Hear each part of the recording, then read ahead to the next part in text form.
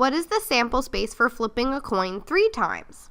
When you flip a coin, only 2 things will happen. It could land on heads or it can land on tails. So those are our options. Now let's look at what happens when we flip it 3 times. So first let's look at what happens if it lands with heads first. So you would have heads, and then maybe heads again, and then maybe heads all 3 times. That's the first possibility. Then we'll make the first time heads again, and then maybe the second time heads again, but then let's change it up to tails on that last time.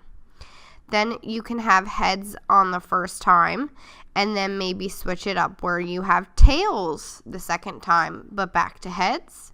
Or where you have heads and then tails the second time, but then tails the third time. So we've now switched where the first, the second, and the third were back and forth, and we had the first flip was always heads.